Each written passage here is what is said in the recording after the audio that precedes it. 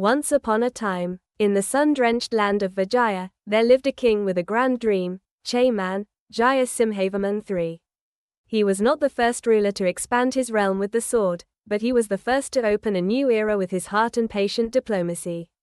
Chế Mân ascended the throne in 1288, at a time when Champa was still recovering from long, grueling wars. He was fierce in battle, wise in diplomacy, and deep within him burned a single desire, to befriend Viet, so that the two kingdoms might set aside enmity and let their people live in peace.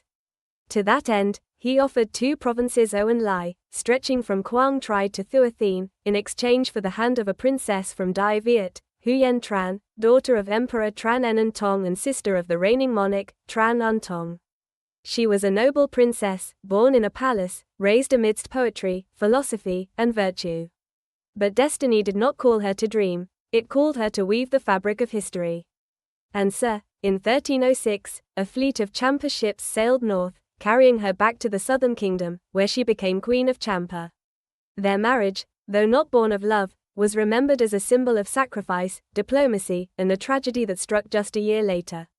In 1307, she gave birth to Prince Chế Dada, and soon after, Chế Mân passed away suddenly, for reasons still unknown. According to Kham custom, a queen must follow her king into the afterlife, by ascending the funeral pyre. The Viet court was shaken. Emperor Tran dispatched Tran Kach Chung to Champa, not only to make ceremonial offerings, but to secretly rescue Huyền Trân and bring her home. She left behind a child, a kingdom, and a shattered love. And they say, she wept the entire journey home. Upon returning to Viet, she shaved her head and entered a quiet life of monastic devotion in an ancient temple in Bac Ninh. Huyền Trân did not only weep for herself, she wept for a royal love that had barely begun to bloom before it withered in the sands of time. The two provinces, O and Lai, became part of Viet. Chế Mân became legend, and Huyền Trân became a nameless silhouette, suspended between the roles of princess, queen, frontier bride, and silent nun cloaked in retreat. The love story of Chế Mân and Huyền Trân has consumed the ink of many generations. Yet the truth of Chế Mân's sudden death remains a mystery, buried with him, forever sealed in the vault of history. A love that endures not in fact, but in the myth we whisper to one another across centuries. And if one day you long to trace those ancient footsteps, return to Thành Đồ Bàn, once the most resplendent capital of the Champa kingdom.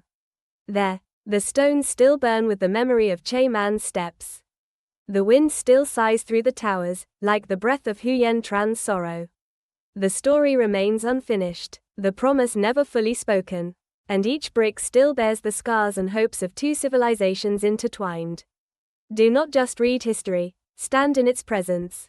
Do not simply listen to stories, walk into them, and feel the breath of a once glorious dynasty under the sun-soaked sky of central Vietnam.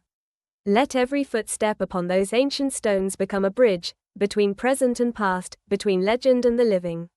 Come to Thành Đồ Bàn, return to the heart of Champa, where love and history have never truly slept. Subscribe to Golden Life Travel to discover more untold stories from the soul of Vietnamese history.